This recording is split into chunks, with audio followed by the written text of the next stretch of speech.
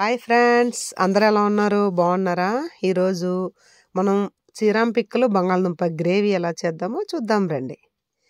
బంగాళదుంపలు 300 గ్రాములు, చీరాం పిక్కలు ఒక 300 గ్రాములు, 4 పచ్చిమిర్చి, ఒక 3 ఉల్లిపాయలు, 4 టమాటా. ఇప్పుడు గసగసాలు ఒక స్పూన్ అనమాట. ఇప్పుడు మనం స్టవ్ వెలిగించి చీరాం పిక్కల్ని కొద్దిగా వాటర్ వేసి ఉడకబెట్టుకుందాం. ఉడికిన పిక్కల్ని ఇలా వార్చేసి పక్కన పెట్టేద్దాం. ఇప్పుడు మనం బంగాళదుంపలు గట్టా తీసుకున్నాం కదా, వాటిని కూడా అలాగ ముక్కలుగా కట్ చేసుకోవాలన్నమాట. ఇప్పుడు ఆనియన్స్, టమాటా ఇవన్నీ కూడా సన్నగా కట్ చేసుకోవాలి. ఇప్పుడు స్టవ్ వెలిగించి బాణలి పెట్టి, బాణలి వేడైన తర్వాత ఇప్పుడు ఆయిల్ వేసుకుందాం.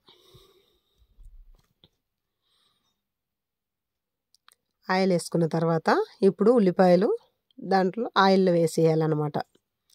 ఈ ఉల్లిపాయలు గోల్డెన్ బ్రౌన్ కలర్ రావాలి. ఆ ఉల్లిపాయలు వేసుకున్న తర్వాత కరివేపాకు కొద్దిగా వేసుకొని దీన్ని అలాగ ఆయిల్లో ఫ్రై చేయాలి.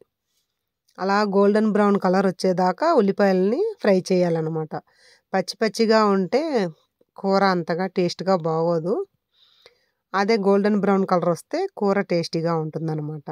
కలర్ కూడా చాలా బాగుంటుంది కూరకి. ఇలా మనం ఉల్లిపాయలు పచ్చి పచ్చిగా తీసుకుంటే బాగోదు. ఇలాగా గోల్డెన్ కలర్ రావాలి. ఇప్పుడు 1/2 స్పూను అల్లం వెల్లుల్లి పేస్ట్ కాసేపు అలాగ ఆయిల్లో వేగనించాలి. వేగిన తర్వాత ఇప్పుడు టమాటాలు వేసుకుందాం. కట్ చేసి ఉంచుకున్నాం కదా, దాన్ని కూడా టమాటాని కూడా అలా ఉల్లిపాయలతోటి అలాగా దాన్ని కూడా అలాగ ఆయిల్లో వేగనివ్వాలన్నమాట. ముక్కలు మగ్గాలి. ముక్కలు త్వరగా ఉడకాలంటే టమాటా ముక్కలు మన కూరకి ఎంత సాల్ట్ వేసుకుంటాం అంత సాల్ట్ ఆ టమాటా ముక్కల్లో వేయాలి. నాకైతే 1 స్పూన్ సరిపోతుంది. 1 స్పూన్ వేసుకున్నాను. ఇప్పుడు టమాటా ముక్కలు త్వరగా మగ్గుతాయి అన్నమాట. అలాగ ఆయిల్లో వేయించాలి. టమాటాలు మగ్గాయి కదా, బాగా ఉడికిపోయింది. టమాటా కూడా చూడండి చాలా చక్కగా ఉడికింది. ఇప్పుడు పచ్చిమిర్చి వేసుకుందాం. మధ్యలో ముక్కలుగా చేసుకోవాలి. వేసుకొని పచ్చిమిర్చి వేసుకొని దాన్ని కూడా కాసేపు అలాగ ఆయిల్లో. తర్వాత మనం గసగసాలు పేస్ట్ చేసి ఉంచుకున్నాం కదా, దాన్ని కూడా ఆ టమాటా ముక్కలు, ఆ ఉల్లిపాయలు దాంట్లోనే వేసేసి ఆ తాలింపులోనే అనమాట వేసి ఒకసారి దాన్ని కూడా వేగనివ్వాలి ఆయిల్లో.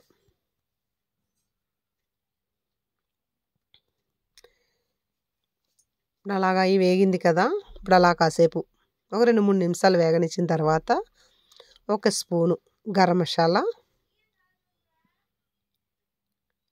ఒక 1/2 స్పూను పసుపు వేసుకొని దీన్ని కూడా అలాగ మసాలా ఆ టమాటా అదంతా అలాగ ఆయిల్లో కలిసిపోయేటట్టుగా వేగించాలి.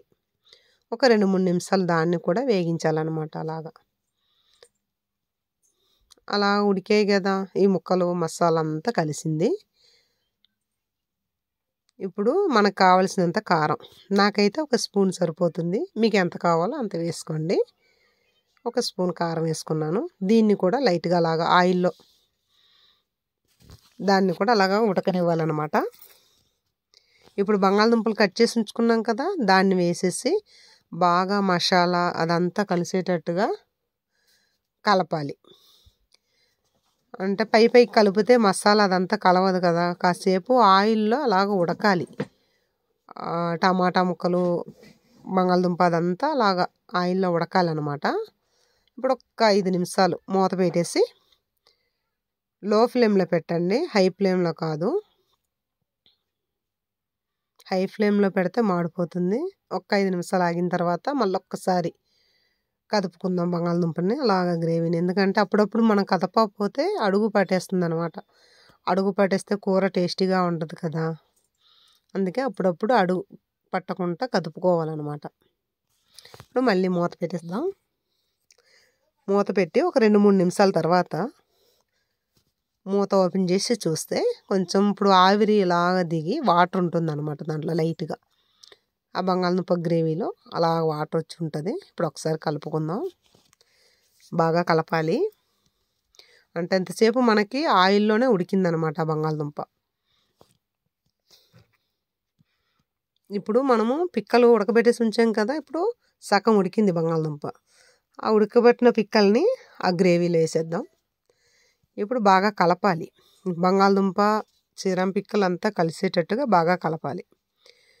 మసాలా అదంతా కలవాలన్నమాట. ఎందుకంటే ఒక 2-3 నిమిషాలు అలాగా ఆయిల్లోనే ఆ పిక్కలు బంగాళదుంప అదంతా అలాగా ఉడకాలి. మనం అలా కదుపుతూ ఉండాలన్నమాట ఒక 2-3 నిమిషాలు.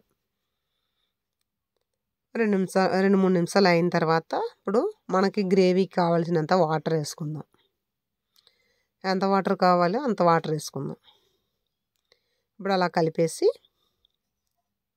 మళ్ళీ మూత పెట్టేద్దాం. మూత పెట్టి ఒక 5-10 నిమిషాలు ఆగిన తర్వాత ఒక 5-6 నిమిషాలు అవుతే చాలు. ఇప్పుడు ఒకసారి కదుపుకుందాం. అంతే బంగాళదుంప ఎంతవరకు ఉడికింది ఏంటని తెలుస్తుంది మనకి. మళ్ళీ మూత పెట్టేసి ఒక 5 నిమిషాలు అలా వదిలేద్దాం. లో ఫ్లేమే పెట్టండి, హై ఫ్లేమ్ పెట్టకండి. ఇప్పుడు గ్రేవీ రెడీ అయిపోయిందండి. బంగాళదుంపలు కూడా ఉడికాయి. ఎందుకంటే ఆల్రెడీ మనం పిక్కలు ఉడకబెట్టాం కాబట్టి పిక్కలు ఎక్కువసేపు ఉడకక్కర్లేదనమాట. బంగాళదుంప ఉడికినంతసేపే మనకు టైం. ఓకే అండి, రెడీ అయిపోయింది. ఎంతో టేస్టీగా ఉండే బంగాళదుంప పచ్చి పిక్కల గ్రేవీ. అదే శ్రీరామ పిక్కలు అంటారు కదా, గ్రేవీ అనమాట. గుమ్మగుమ్మలాడే శ్రీరామ పిక్కలు బంగాళదుంప గ్రేవీ అనమాట. రెడీ అయిపోయిందండి. స్టవ్ కట్టేసాం. చూడండి ఫ్రెండ్స్, నా వంటలు మీకు నచ్చినట్టయితే లైక్ చేయండి, షేర్ చేయండి, సబ్స్క్రైబ్ చేయండి.